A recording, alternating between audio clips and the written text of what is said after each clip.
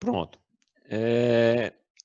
Esse mapa aqui que eu estou mostrando aqui para vocês, tá? São duas informações, tá? Nós temos aqui a insolação diária média anual. Percebam que aqui nós temos aqui a nossa cidade localizada mais ou menos por aqui, né? Nesse amarelinho, de tal forma que a gente tem uma insolação média diária aqui localizada como sendo classificação 8, tá? Daqui é a radiação solar, né? Unidade de energia, né? Então perceba que a gente está aqui nessa laranjinha aqui também, de tal forma que a gente tem a classificação 18. Então esse aqui é um parâmetro que a gente pode utilizar aí quando a gente quer dimensionar um sistema, tá? Bom, as tabelas de dimensionamento para edificações, né, de grande porte, digamos assim, né, com várias unidades habitacionais, tá? Elas foram norteadas pelo modelo americano, tá? Considerando apenas 1/3 dos valores praticados originalmente, devido ao menor padrão de consumo, né, das instalações, tá? E também pelo clima menos rigoroso, tá? Então, depende essencialmente do número de pessoas e do número de aparelhos. Essa tabelinha aqui que eu estou mostrando aqui para vocês também é baseada aí no modelo americano, tá? Perceba que a gente não tem, né, uma coisa nossa, né, que forneça aí os parâmetros, bons parâmetros, né, dimensionados realmente para a nossa realidade. Mas aí, tá? Essa tabela aqui ela serve para justamente nos orientar, né, para que a gente consiga desenvolver um projeto, né, com qualidade. Tá? Então, perceba que aqui nós temos residência, apartamentos e hotéis, tá? Com critério de 50 litros por pessoa, consumo nas ocasiões de pico de 1/7, tá? do consumo, duração do horário de pico 4 horas, capacidade do reservatório em função do consumo 1/5 e capacidade horária de aquecimento em função do uso diário de 1/7. Então percebam que esses são os parâmetros que seriam utilizados se a gente tivesse dimensionando essa tipificação aqui de edifício. Né? E aí nós temos uma série de outras aqui tipificações já com seus critérios. Tá? Estou mostrando a tabela, mas a gente vai fazer um exercíciozinho justamente para vocês entenderem como é feito aí o dimensionamento. Então tá aqui, ó. Vamos imaginar que a gente quer fazer um aquecimento elétrico para uma residência de 10 pessoas. Tá? Então percebam que é uma condição, né, de maior porte, tá? E aí a gente tem que identificar qual o tipo de utilização e a partir daí a gente faz a consulta da tabela para verificar aí, né, como é que faz. Então, consumo diário. Consumo diário a gente consulta a tabela, né, 50 litros por pessoa por dia, né, e multiplica pela quantidade de pessoas. Então, 50 vezes 10, 500 litros. Então, 500 litros de água quente por dia. Na condição de horário de pico, né, a gente consulta a tabela aqui e ele mostra aqui 1/7, tá? 1/7 do consumo por hora, né, de água quente. Então, 500 litros vezes 1/7, 75 litros por hora. Capacidade reservatória, tem aqui, ó, capacidade do reservatório, 1/5, tá? 1/5 do consumo diário. Então, 1/5 vezes 500 litros. Então, a capacidade do reservatório é 100 litros. Capacidade do aquecimento, aí está aqui, ó, capacidade do aquecimento, 1/7, tá? 1/7 vezes 500, né? Relacionado aqui com o consumo diário. Então, 1/7 de 500, 75 litros por hora, tá? Então, vamos imaginar uma condição onde a gente tem a temperatura da água, né, de 15 graus e a gente quer levar essa condição para a condição de 60 graus, tá? Em 1 hora. Então, a quantidade de calor, né, vai ser igual a 75, que é a capacidade de aquecimento, multiplicado por 60, que é o referencial da temperatura que você quer chegar, menos a temperatura inicial da água. Então, perceba que a gente vai calcular aqui justamente, né, a quantidade de calorias, né, necessárias para elevar a água de uma temperatura para uma outra condição. Tá? Então, 3.370 quilocal úteis. Tá? Considerando um rendimento de 80% do rendimento, tá? Então a gente faz a aplicação aqui da fórmula e calcula aqui, né, a quantidade de calor necessária para fazer essa elevação de temperatura. Tá? Então, como 1 kWh é igual a 860 kcal, tá? Então a gente divide aqui justamente para a gente encontrar a especificação do equipamento. Então, se a gente tivesse que adquirir um equipamento elétrico, tá? Para aquecimento da residência, aí a gente iria justamente por essa especificação aqui, ok? Outra forma da gente fazer, tá? É justamente olhando aqui, tá? Os tipos de aparelhos relacionado com o tipo de uso, tá? Então nós temos aqui o cruzamento de duas informações. Então a gente pode fazer uso também de uma tabela semelhante a essa, tá? E aí eu coloquei aqui, ó, um edifício de apartamentos com 20 unidades residenciais, com os seguintes aparelhos por unidade: banheira, bidê, lavatório, chuveiro e pia. Então, consumo total. Então, nós temos 20 unidades residenciais, tá? Então, são 20 equipamentos, tá? Então, 20 vezes banheiras, bidê, lavatório, chuveiro, pias, enfim. E aí a gente pega o parâmetro, né? Como é apartamento, a gente localiza aqui, né? Lavatório, banheira, pia, chuveiro, tá? E aí a gente localiza aí, né? Cada parâmetro, tá? E depois a gente faz o somatório. Então, o consumo aqui de água quente seria de 2.834 litros por hora, tá?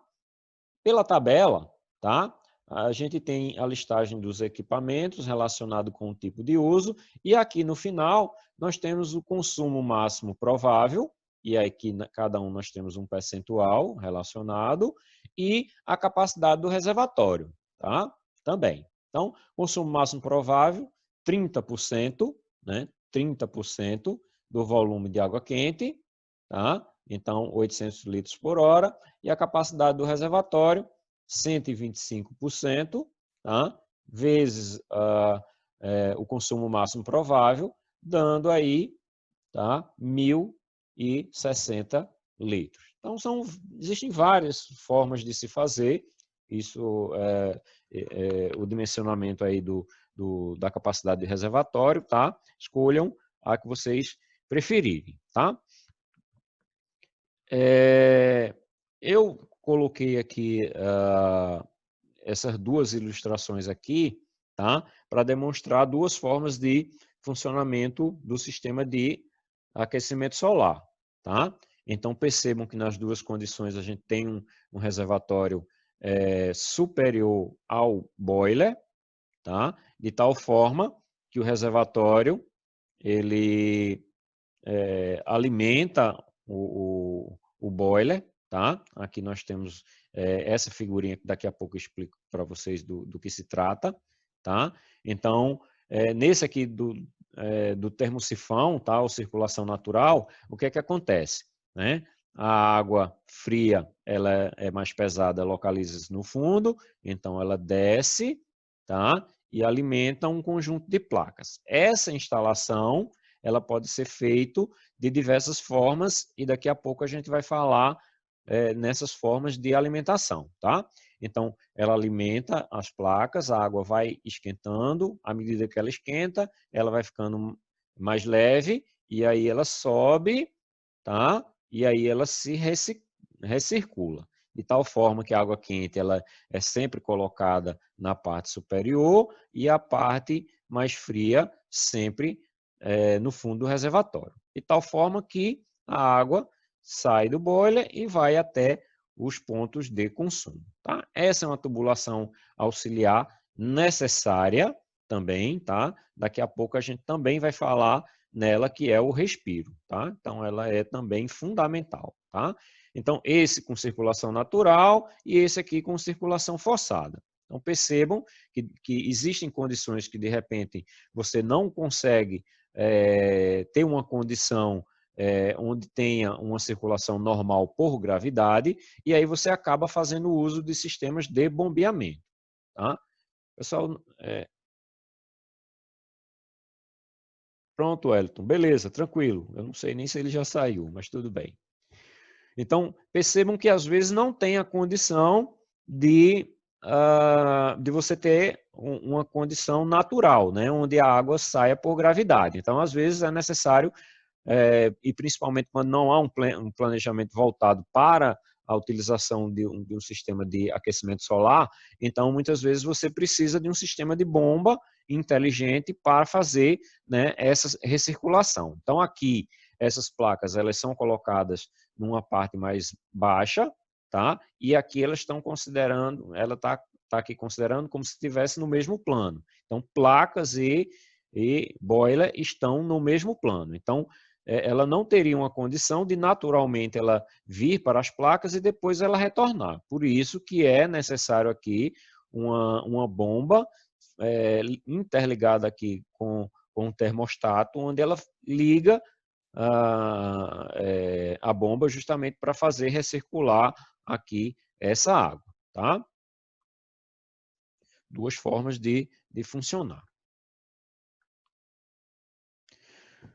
Bom, essa parte aqui é uma das partes que eu quero que vocês façam no projeto, tá? Que é o posicionamento dos coletores solares, tá? Então aqui nós temos uma explicação bem breve, mas muito precisa de como é que você faz a instalação das placas, tá?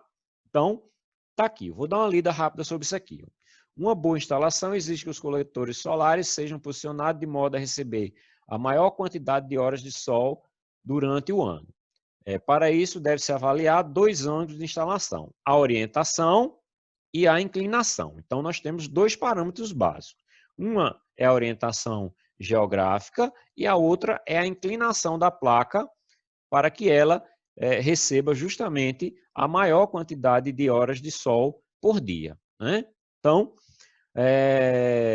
na maior parte do Brasil, os coletores devem ser orientados com a face voltada para o norte geográfico. Tá? Então, percebam que norte geográfico é diferente de norte magnético. Tá? Então, e a inclinação deve ser igual à latitude da cidade. Então, onde tiver a cidade, vai lá, consulta a latitude da cidade e a inclinação da placa é justamente a latitude da cidade. Tá? E nunca com inclinação inferior a 10 graus. Tá? Então, nunca ser inferior a 10 graus. Desvios do norte geográfico de até 30 graus não acarretam quedas significativas de desempenho do sistema de aquecimento solar, mas desvios maiores exigem um acréscimo de número de coletores. Então, nós temos aqui 30 graus, justamente o limite aí para posicionamento da orientação da placa. Tá? Então, se você tem o norte, então você pode variar aqui de 30 graus. Então, perceba que aqui nós temos o norte geográfico e a gente tem o norte magnético. Tá? Então, se você olha numa bússola, né, a bússola ela aponta para o norte magnético. Então, você tem que fazer aqui essa orientação aqui de 20 graus para você encontrar o norte geográfico, tá? Então, para configurar a posição dos coletores no telhado, verifica-se na bússola a posição do norte geográfico, que possui um desvio de aproximadamente 20 graus em relação ao norte magnético. Então, você posiciona a bússola, acha a inclinação do norte magnético, que ela é fixa, e aí você considera 20 graus, né? Esse 20 graus que é o norte geográfico, que é o norte que você precisa orientar aí a sua inclinação, inclinação não, orientação das placas, tá? Então, orientação das placas, ó, sempre voltadas para o norte geográfico, com a inclinação, né, igual à latitude da cidade. E aqui nós temos algumas recomendações de algumas capitais ou cidades de interesse, já indicando aqui um ângulo de inclinação, tá, relacionada já com a altura da placa, tá? Então, as placas, tem placa de 1 metro, de 1,40 e de 2 metros, tá? E aqui são as recomendações de altura mínima, tá? E eu vou mostrar para vocês o que é essa altura mínima e altura recomendada, justamente para que vocês consigam. Embora, né, aqui a gente não tenha as cidades daqui do interior, tá? Então, mas serve aí de curiosidade, né, porque aqui ele já relacionou o ângulo justamente com a altura que a placa tem que ficar. A altura é essa altura aqui, tá? Essa altura aqui, verticalizada. Então, uma das coisas que vocês têm que observar é que normalmente, né, as cobertas elas já têm uma certa declividade, né? Então, é necessário que a gente se aproprie também dessa informação, tá? Para colocar na inclinação correta, né? Então, a placa ela tem que ter uma inclinação, né? A gente viu que essa inclinação ela tem que ser igual à inclinação da latitude, né? Da latitude da cidade. E aí a gente tem que fazer essa consideração aqui da questão do ângulo da coberta, tá? E aqui eu já coloquei uma tabelinha, né, que expressa aí, né, aí justamente as transformações aí dos ângulos, tá?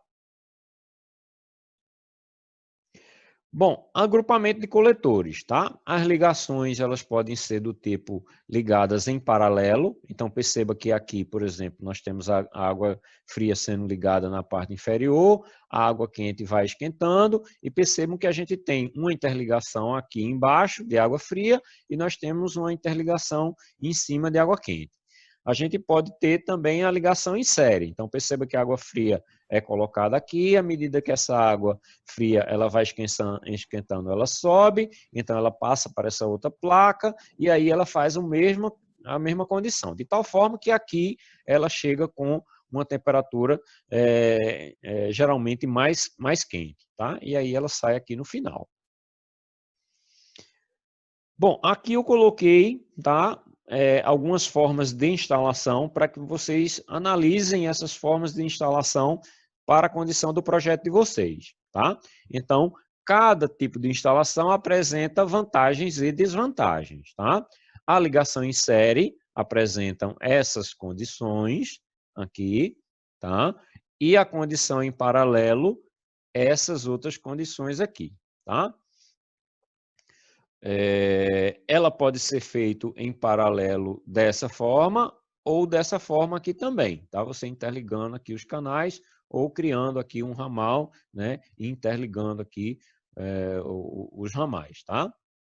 Cada um apresenta vantagens e desvantagens, então vocês leiam aí, façam uma leitura, algumas considerações justamente para vocês entenderem, tá? Mas tem algumas questões que elas são erradas, tá? E aí eu vou explicar aqui para vocês, justamente para que vocês entendam como não deve fazer, tá? Eu lembro a vocês que muitas vezes a gente, às vezes, contrata um serviço e a gente espera que quem vem instalar saiba o que está fazendo e muitas vezes, né, ele não tem a orientação correta para a instalação. Então, eu vou fornecer aqui para vocês algumas dicas relacionadas com esse tipo de instalação, tá? Então, tá aqui, ó, circuito não equilibrado hidraulicamente. Então, a princípio, essa entrada de água está vindo nessa direção, tá? Então, aqui, a princípio, existe uma pressão maior, tá? E essa pressão ela é diminuída, como a gente já viu, né? Por conta da perda de carga na tubulação e devido às conexões, né? De tal forma que a gente pode ter a seguinte condição: uma pressão maior nessa parte aqui, tá? E uma pressão muito pequena nessa parte aqui. Então, se isso ocorrer, tá? Então, realmente, a água vai recircular aqui com bastante precariedade. Então, esse tipo de sistema aqui, tá? É um erro, ok? É um erro se fazer assim, tá? Retorno invertido. Então, ó, a água fria está vindo aqui, você está cometendo aqui, digamos, esse erro aqui inicial, tá? E aqui você está fazendo a interligação de água quente. Perceba que você queria que a água quente fosse para lá e você está fazendo com que ele venha para cá para depois ir para lá, tá? Então, mais um erro, tá? E aí, como é que faz? Né? Como é que a gente vai garantir aí um sistema que funcione de forma adequada? Então, percebam a sensível diferença. A água ela vem pela tubulação e vai abastecer inicialmente a última placa, porque ela é a mais prejudicada hidraulicamente. Tá? Então, ela abastece a última placa e depois ela abastece as demais. A ligação correta aqui, se a água quente é para ir para lá, então o sistema ele aproveita essa mesma tubulação e já faz com que a água seja impulsionada nessa direção. Então, percebam que é uma diferença sensível, mas que faz com que o sistema funcione de uma forma mais adequada. Bom, agrupamento de coletores, tá? Em série e paralelo. Então, perceba que aqui nós temos a entrada de água fria. Então, perceba que aqui ele alimentou inicialmente o ponto mais prejudicado hidraulicamente, tá? Depois saiu fazendo aqui as interligações, tá? Então, em paralelo, de tal forma que ele fez uma interligação aqui em série, tá? Ligou essas três aqui em paralelo e agora vão ligar essas outras em série. Então, aqui, ó, fez a interligação aqui em série com esse conjunto aqui de placas, de tal forma que a água já chega aquecida aqui e daqui ela vem para cá e daqui ela esquenta e sobe, fazendo com que essa água venha para esse ponto aqui. Então, todas as placas fazendo a mesma coisa, de tal forma que essa água quente vai para essa direção aqui.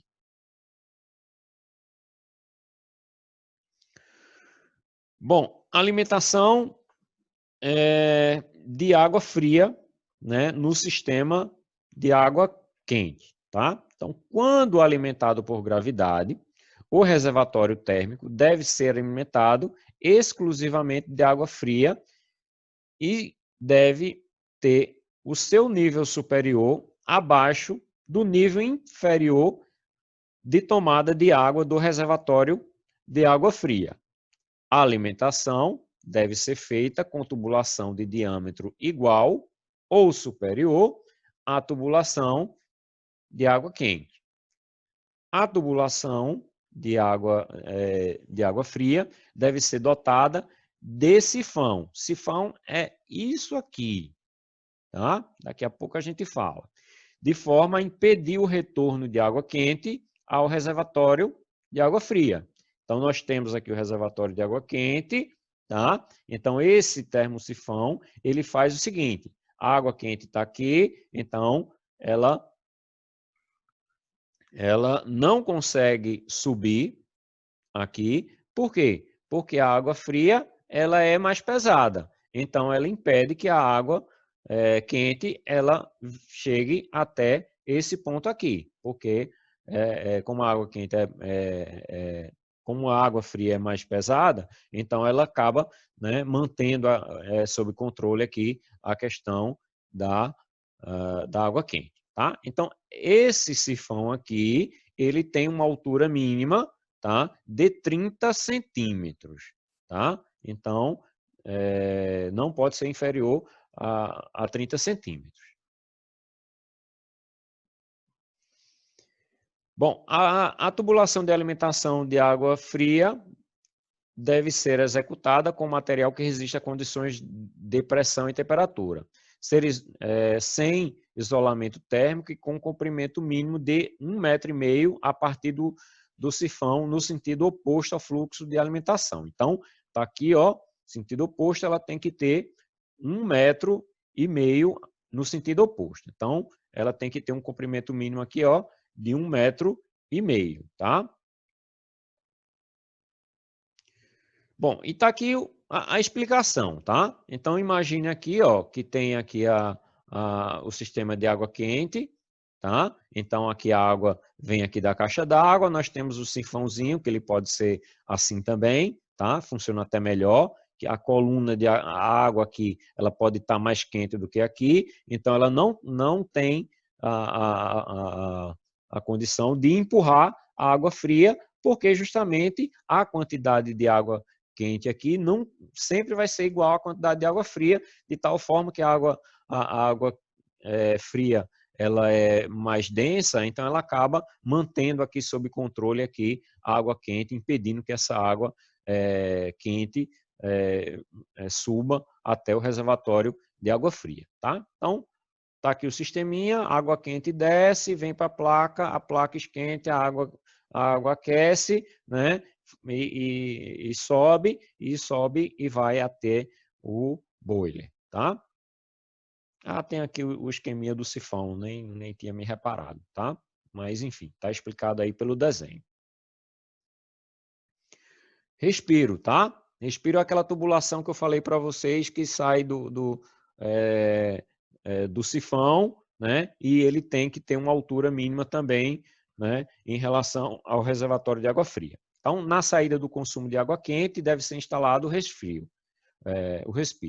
Na instalação do respiro, a tubulação deve ser livre, desobstruída e aberta à atmosfera o tempo todo para a saída do vapor de água, tá? Para que não exista uma pressão dentro da própria tubulação, tá?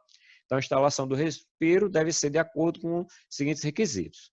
A tubulação deve ser instalada na posição ascendente, ou seja, para cima, tá? A partir do ponto de conexão mais alto do reservatório térmico, sem restrições, obstruções ou mudança brusca de direção. O tubo deve ultrapassar em um mínimo de 30 centímetros o nível de água máximo da caixa de alimentação de água fria. Então, ele sobe, né, 30 centímetros acima da altura máxima do reservatório de água fria.